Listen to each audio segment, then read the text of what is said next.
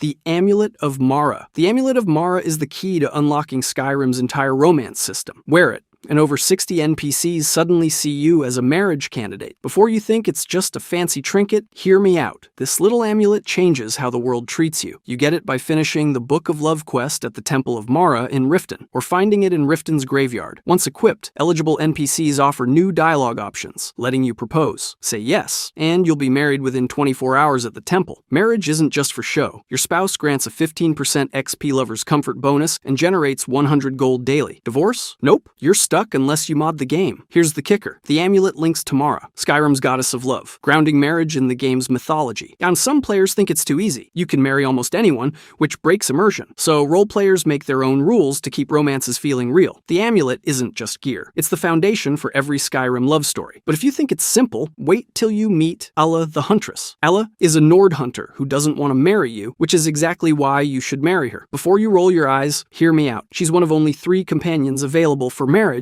and unlike most Skyrim spouses who exist in a permanent state of please talk to me, Ayla actually has a character arc. She starts by explicitly rejecting the idea of romance. She's independent, she's skilled with a bow, and she's got zero interest in settling down. Then you progress through the companion's questline, and something shifts. She gradually warms to you. By the time you propose with the Amulet of Mara, it actually feels earned rather than transactional. Here's the thing though, she's a werewolf, and if you've gone through the companion's questline with her, you're probably one too. That shared experience creates an actual bond beyond the typical marriage mechanics. Post-marriage, she maintains her hunting lifestyle. She doesn't become a static homemaker waiting by the hearth. She's still Ayla. The community is split on her though. Hardcore fans call her the best marriage option because of that narrative depth. Others argue she's generic compared to what modders have created. There's demand for expanded dialogue specific to her marriage, which tells you the foundation is there but incomplete. Still, if you want a spouse who feels like an actual character rather than a reward, Ayla's your closest option in vanilla Skyrim. Farkas is one of the few male companions you can marry, and he's also one of the most controversial. He's a Nord blacksmith with a noticeable intellectual disability, which shows up in his simple dialogue and limited decision-making abilities. Before you roll your eyes, I can prove it's a big deal. Unlike most marriages in Skyrim, Farkas's romance arc barely exists. There's almost no narrative consent. He never shows romantic interest, and the game offers the marriage option purely as a mechanical feature. He remains focused on melee combat and loyalty to the companions, without any hint of spousal feelings beforehand. Here's where it gets complicated. For male Dragonborns looking for a same-sex marriage option without mods, Farkas stands out alongside Marcurio. That's an incredibly limited field in a game with 60+ marriage candidates. Many LGBTQ+ players see marrying Farkas as representation. Despite the ethical gray area surrounding his mental capacity, the community is deeply split. Some avoid marrying him on principle, unwilling to engage with what looks like non-consensual marriage. Others accept that Skyrim treats NPCs as dialogue trees more than real people, and value the rare chance to experience a male same-sex marriage, even if it's far from perfect. So, marrying Farkas shines a light on dark questions about consent, disability, and representation. That's not your typical fairy tale, but it's worth wrestling with. If you think that's a tough call, wait until you hear about Mjol the Lioness. Mjol the Lioness isn't your average romance option. She's a seasoned Nord warrior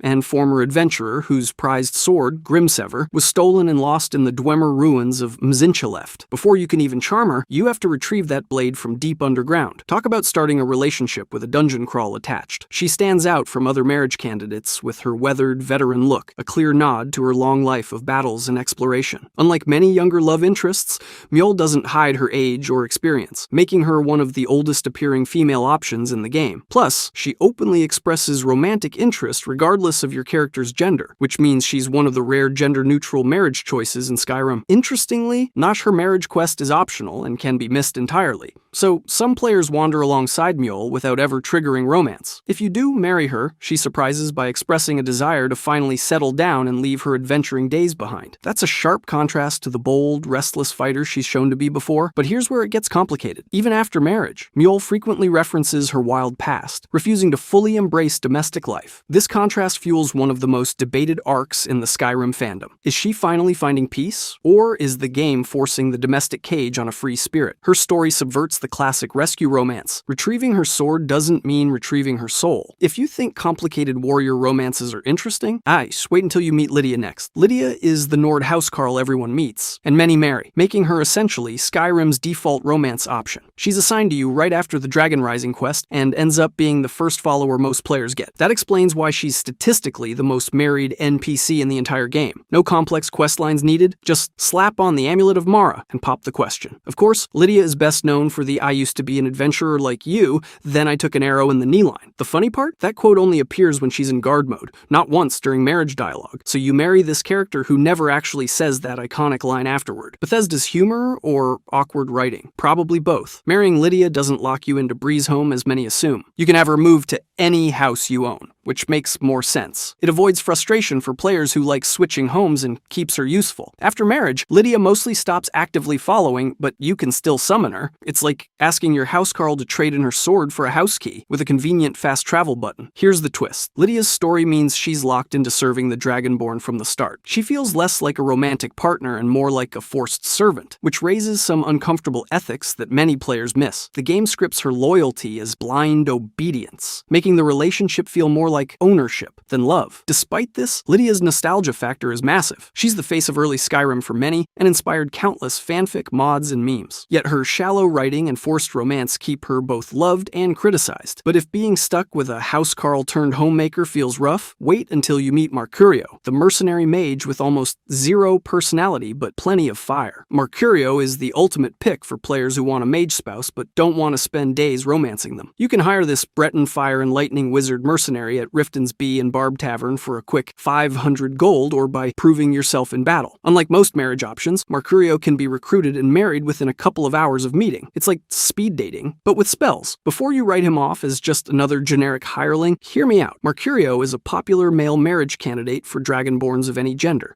making him a solid choice for players wanting a straightforward mage spouse. He specializes in destruction magic, throwing fireballs and lightning like it's nobody's business. So if you want a mage spouse who can actually help in combat without awkward dialogue, he's your guy. That said, the marriage itself feels pretty transactional. There's barely any marriage dialogue or personal development. Post-wedding, he relocates freely and provides the standard spouse daily gold income. No mushy scenes, no quests, just congrats, you're married now, here's your magic boyfriend, which, honestly, some players appreciate. Pragmatism over romance and zero fluff. The community loves him for his convenience and magical flair, but opinions split on whether his mercenary backstory adds realism or just makes the whole thing feel like a business arrangement. Hey, I pay you 500 gold, you marry me? Cool. But if you think a transactional romance sounds dull, Muri's story next will definitely hit different. Muri's easily the darkest marriage option in all of Skyrim, and that's putting it politely. She's a Breton apothecary working in Markarth's Hag's Cure, but you don't just stroll in, slap on your Amulet of Mara, and get a sweet happily ever after here. No, to marry Muri, you first have to complete a ruthless Dark Brotherhood contract called Morning Never Comes. Sounds cozy, right? Before you get starry-eyed, here's the catch. The marriage quest locks behind brutally violent requirements. You must kill either Muri's ex-lover, Alain Dufont, or his new partner, Nilsine Shattershield. You're basically forced to murder someone on her behalf. Muri initially fears you, probably for good reason, but then, oddly enough, her gratitude for saving her triggers the possibility of romance. It's a relationship founded on blood, and thanks, she's unique mechanically too. As an apothecary, she offers alchemy wares and crafting supplies that no other spouse provides, so if you're into brewing potions, Muri's a savvy pick. But post-marriage, her dialogue is sparse, almost like the game forgot she existed beyond being your alchemy vendor and roommate with a dark past. Here's the thing. Marrying Muri forces you to reckon with the ethical mess of romance born from assassination and betrayal. Some players love how this twisted setup adds immersion and edge. Others find it unsettling, like a creepy cautionary tale of love gone wrong and poorly explored in the game's own narrative. But if you think Muri's story is dark, wait until you meet Revan Sadri, the brooding Dunmer Clothier in Windhelm. Revan Sadri is a Dunmer Clothier stuck in Windhelm, which might just be the worst possible place for a dark elf in Skyrim. The city's Nords make it painfully clear they don't want him around. Every day he faces xenophobic insults, treated like he's contaminating their home just by existing. None of that actually matters once you start a romance with him. There's no quest, no personal backstory, no real reason to marry him besides him being available. You put on the Amulet of Mara, ask, and he says yes. That's literally it. His pre-marriage dialogue is polite but generic, like he's an NPC generated by a checklist, rather than a fully fleshed out character. He's grateful, but shows zero signs of having thought about romance before you you walked in. After marriage, he turns into a static homemaker with no unique benefits, no new dialogue, and zero acknowledgement of his daily persecution. The game never explores what it means to marry someone who faces constant hate, or how that changes after marriage. It simply doesn't. Here's where the community steps in. Revan has a small cult following among roleplayers who love projecting depth onto his silence. He becomes a symbol of quiet resistance, refuge, and choosing peace, even if the game won't give him that story. He shows a strange gap. Skyrim's racial tensions are real, but the marriage system ignores them completely. Drakethis is one of the few Argonian marriage options in Skyrim, which already makes him stand out. But here's the kicker. Most players never find him. He's trapped deep inside a Dwemer ruin called Darkwater Pass, locked up by Falmer, and rescuing him is totally optional. No quest markers, no journal entries, just wandering into a ruin and spotting this Argonian miner stuck in a cage. You can save him or walk right past. What really makes Drakethis unique is how he talks. His broken common tongue is rare for Skyrim NPCs, who mostly sound like they all took the same voice acting class. Drakethis sounds like someone still learning the language, which fits since he's not from around here. It's a tiny touch, but it makes him genuinely feel different. The problem? Once you marry him, the game erases all that. No mention of his Falmer captivity trauma, no combat perks, no special dialogue. He just switches to homemaker mode, indistinguishable from any generic spouse. It's a huge tonal whiplash. You rescue a survivor from something truly nasty,